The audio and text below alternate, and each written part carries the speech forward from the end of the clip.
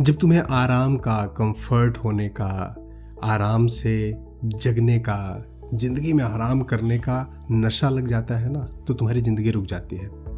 देखो, बहुत सिंपल सी बात है। अगर तुम्हें आराम करना है, रील्स देखने हैं, रात भर बैठकर स्क्रॉल करना है, नेटफ्लिक्स की सीरीजें देखनी है, तो तुम्हारे लिए वो सही होगा। लेकिन फिर तुम ये कंपेयर मत करो कि मैं ज़िंदगी में आगे नहीं बढ़ पा रहा हूँ, मैं ज़िंदगी में कुछ कर नहीं पा रहा हूँ।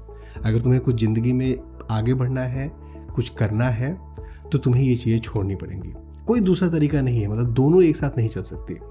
अगर तुम्हें आगे बढ़ना है, रात भर पढ़ाई करनी है, रात भर मेहनत करनी है, ताकि तुम ज़िंदगी में कुछ पाओ, सफलता पाओ, तो तुम्हें ये रील, कंफर्ट जोन, आराम, सुबह लेट से जगना, ये सारी चीज़ें छोड़नी पड़ेंगी। दोनों चीज़ें अगर तुम्हें लगता है कि एक साथ मिलेंगी, इम्पॉसिबल है।